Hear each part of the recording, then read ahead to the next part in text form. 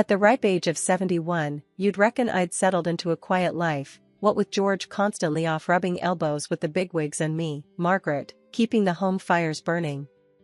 Our nest, a tidy spread in a leafy suburb, was just the two of us now, save for the occasional flutter when our son, Michael, his wife, Laura, and our darling granddaughter, Emily, flew in from the city. George's gig with the governor meant he was more often out than in, leaving me to my devices, which lately meant more charity drives than I could count on both hands. Proud? You bet. Lonely? Sometimes, but you don't get to my age without learning a trick or two about keeping busy. Then came the curveball. Michael rang one evening, the excitement in his voice so thick you could slice it. Mom, Dad, we're doing it. We're buying a farm. Can you believe it? A farm? I echoed, my voice flat. This was news, all right. News that had me wondering if city life had finally addled their brains. Yeah, it's happening. We're moving out there, starting fresh. It's going to be great for Emily, Michael explained, his words tumbling out faster than I could catch them. George, ever the rock, just nodded along, throwing an A. That's quite the leap, son. But if you're sure, we've got your back. I kept my peace, biting my tongue hard enough to taste blood. A farm, of all things. But what was said. We helped them with the deposit, not without a hefty dose of skepticism on my part. Since they'd moved, my phone's been buzzing nonstop with updates. Pictures of chickens, endless fields, and Emily, always Emily, grinning ear to ear, her cheeks pink with country air. Laura sends snapshots of their latest harvest, her texts bubbling with pride. Look at what we've grown, Margaret. Can't wait for you to see it all. And George, bless him, laps it up, showing off the photos at his fancy dinners, bragging about our little farmers to anyone within earshot. Me? I'm more grounded. That's all well and good, I'd say. But photos don't plow the fields. I hadn't set foot on their farm yet. Between the charity events and keeping our own home from falling into disarray, there just hadn't been time. But that didn't stop the nightly calls. Mom, you should see the place now.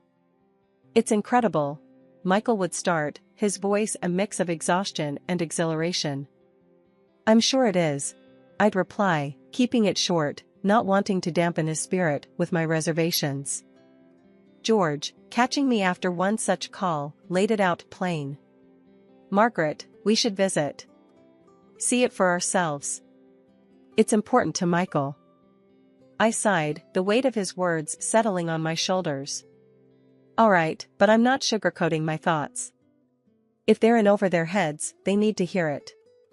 Fair enough, George agreed, his hand finding mine, a silent promise of solidarity.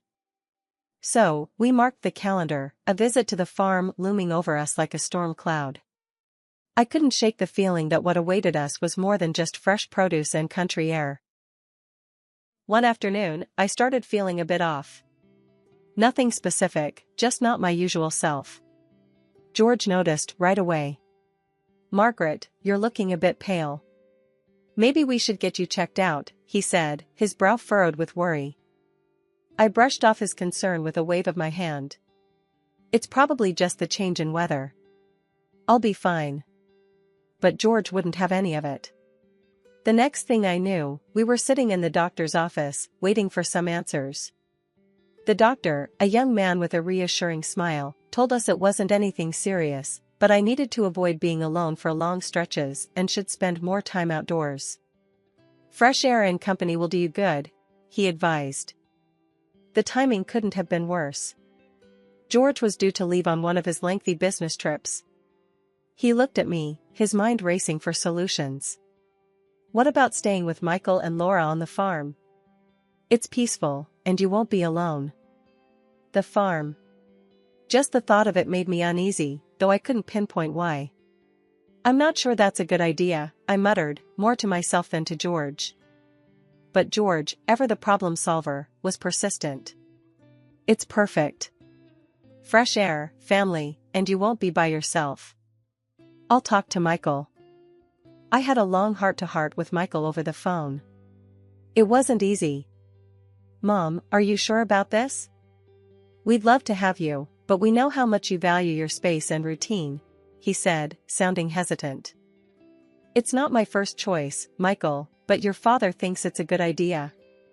And the doctor did say I should be around family and outdoors more," I replied, trying to sound more convinced than I felt. Laura chimed in, her voice bright but cautious.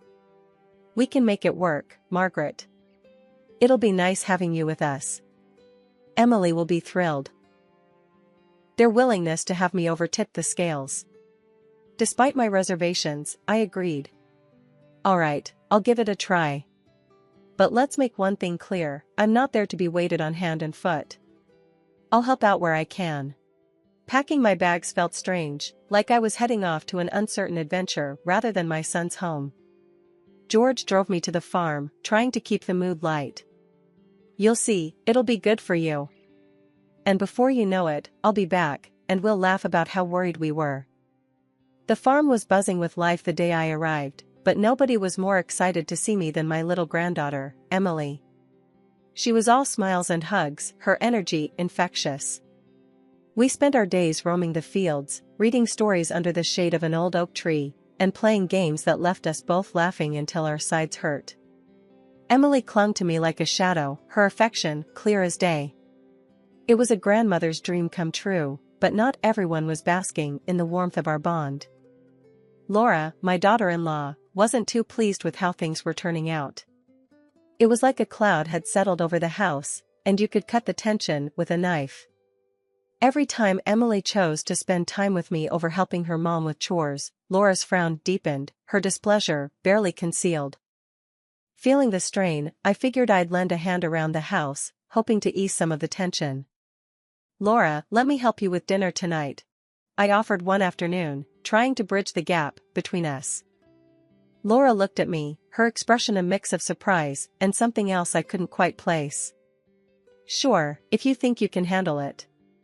Just don't mess up my kitchen," she replied, her tone laced with a hint of sarcasm. I brushed off her comment and got to work, doing my best to prepare a meal that would bring some semblance of peace to the household. I even took to tidying up around the house, hoping my efforts would lighten her load and, in turn, her mood. But it seemed my attempts were met with more mockery than appreciation. "Wow, look at you, playing the domestic goddess. What's next, gonna take over the farm chores too?" Laura joked one evening as I set the table, her laughter not quite reaching her eyes. I forced a smile, choosing to keep the peace. "Just trying to help out where I can, Laura. No need for any jabs." Her smile faltered, and for a moment, I thought I saw a flicker of guilt. "Yeah, well, just don't overdo it. Wouldn't want you wearing yourself out," she said, her voice with a coolness that left me feeling more like an outsider than part of the family. Despite the chill in the air, Emily remained my sunshine, her love unwavering. But it was clear that my presence had stirred up more than just familial joy. The dynamics in the house had shifted, and I found myself treading a fine line between helping out and stepping on toes. It was a delicate dance, one I wasn't sure I knew the steps to. As the days passed, the balance I sought remained elusive, the warmth of my granddaughter's love overshadowed by the growing coldness from Laura. It was a situation I had hoped to avoid, but there I was, caught in the middle of familial love and rivalry, wondering if my attempt to smooth things over was doing more harm than good. The afternoon sun cast long shadows across the farm as I sat quietly on the porch, lost in thought. My days here, initially filled with the simple joys of spending time with Emily, had taken an unexpected turn. Laura approached, her footsteps firm and purposeful. I braced myself for what I sensed was more than a casual conversation.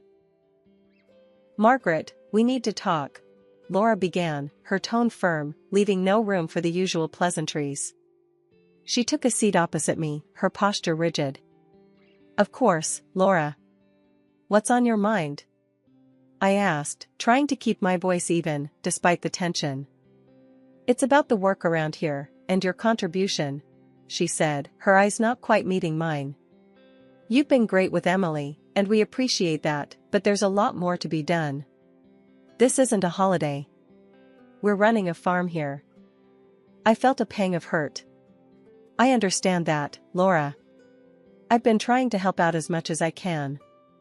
You know I haven't been feeling well, I replied, my voice tinged with a mix of frustration and disappointment. Laura's response was swift and sharp.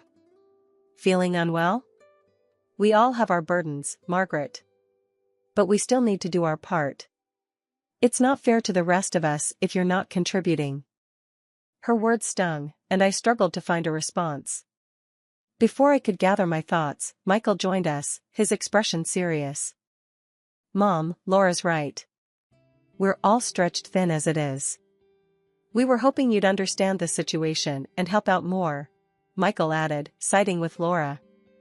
I looked from Laura to Michael, feeling a deep sense of betrayal. I thought I was helping by taking care of Emily and assisting where I could. I didn't realize my efforts were seen as insufficient, I said, my voice barely above a whisper. The conversation took an even more disheartening turn when Laura mentioned money. Look, Margaret, the reality is that hosting an extra person costs money. We hadn't planned for this, and frankly, we need you to contribute financially for your stay here. I was dumbfounded.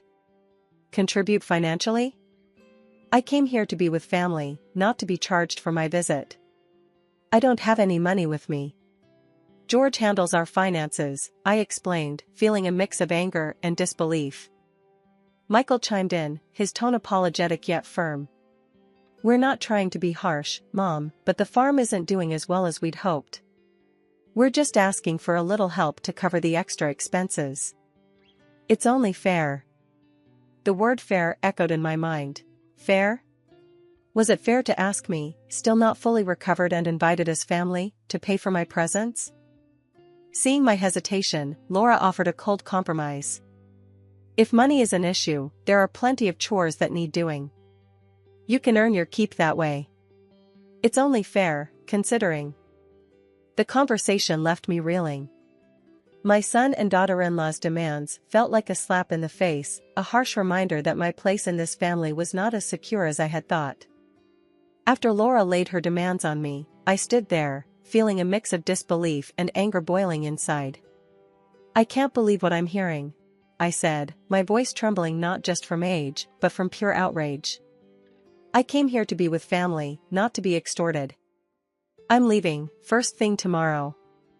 Laura's reaction was swift and cold, her laugh sharp enough to cut through the tense air.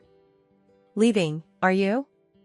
And let the whole world know how the governor's right-hand man's family is falling apart.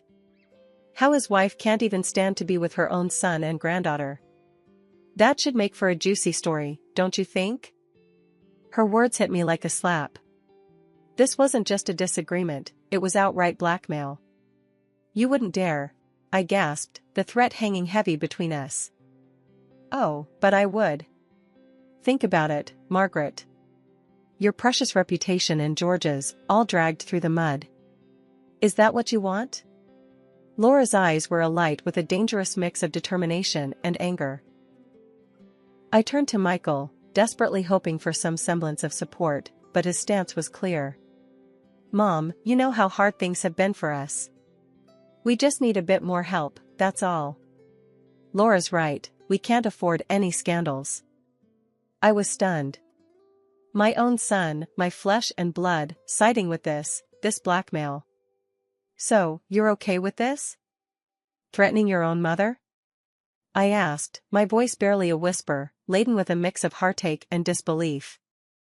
Michael looked away, his discomfort evident but his resolve unwavering. It's not like that, Mom. But we have to think about what's best for the family. And right now, we need to stick together. That means doing what's necessary. The realization hit me hard. My own family was willing to use me, to threaten me, to keep me in line. The love and warmth I thought bound us were conditional, easily overshadowed by fear and desperation. That night, as I lay in a bed that felt more like a prison than a haven, my mind raced. The threat to George's reputation, the betrayal by my own son, it was all too much. But leaving now would only give Laura what she wanted, ammunition to use against us. By morning, my resolve had hardened. I wouldn't let Laura's threats dictate my actions, but neither could I abandon my family, no matter how twisted the situation had become. "I'll stay," I declared over breakfast, my voice firm. "But not because of your threats, Laura. Because this family, however broken, is still my family." Laura's smirk said it all. She thought she had won. But for me, this wasn't about winning or losing anymore. It was about protecting what little was left of our family's dignity, even if it meant enduring more of this bitter situation. The days that followed were some of the hardest of my life. I threw myself into the farm work, not just to prove Laura wrong, but to find some semblance of peace in the physical labor. It was a way to distance myself from the emotional turmoil, to turn my back on the blackmail and bitterness that had tainted my relationship with my son and his wife. But with every passing day, a part of me mourned the loss of what I had once believed my family to be. The realization that love and respect could be so easily overshadowed by desperation and greed was a bitter pill to swallow. And as I worked alongside those who had threatened and betrayed me, I couldn't help but wonder if the bonds of family could ever truly be mended.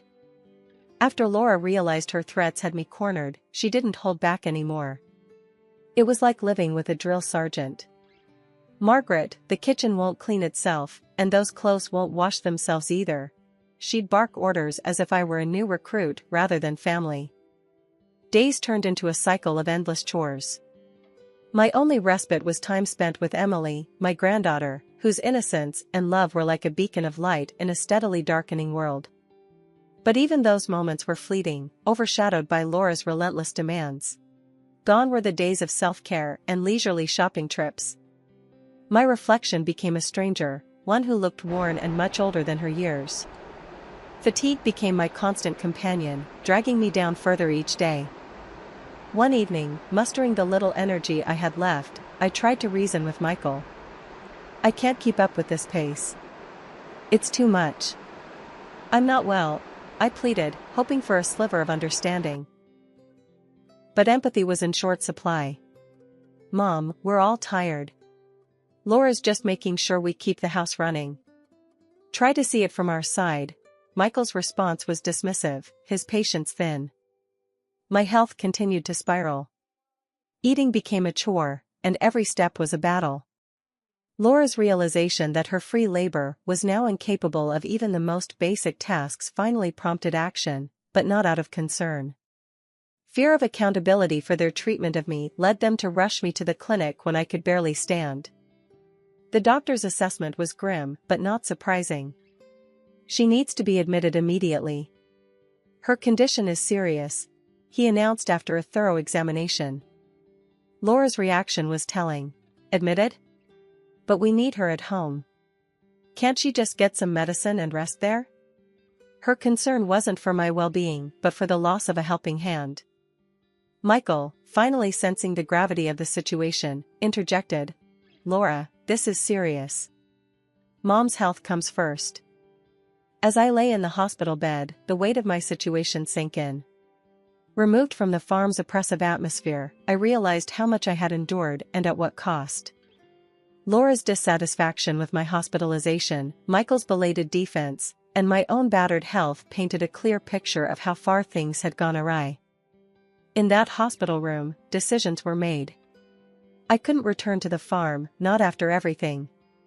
It was a moment of clarity bought at a high price, a realization that sometimes, the cost of staying is far greater than the price of walking away.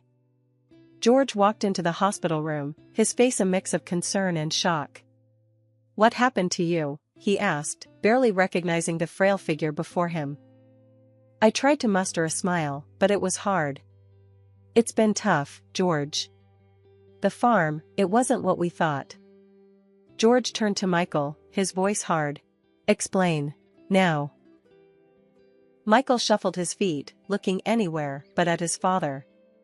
"Dad, we were struggling. The farm's a mess. We thought Mom could help, but we didn't force her, I swear." George's gaze then fell on Laura, who had been standing quietly by the door, her daughter in tow. The look in his eyes was enough to send her scurrying out of the room, murmuring something about needing to check on something. Turning back to Michael, George's anger was palpable. Not force her? She's in the hospital, Michael. And I hear you've been asking her for money on top of everything? Michael's voice trembled. Dad, we just thought since Mom was staying with us, she could help out a bit more, financially. George cut him off. Help out? I've been sending money to cover her expenses, and then some. Over $5,000, Michael. Where did that money go? I was stunned. You did? George, I had no idea. George's face softened as he looked at me. Of course, I did. I wanted to make sure you were taken care of. He then faced Michael again, his decision clear. I'm cutting off the financial support. And I want a refund for the money I sent. This was a mistake. Michael looked like he wanted to argue, but one look at his father's face, and he knew it was futile.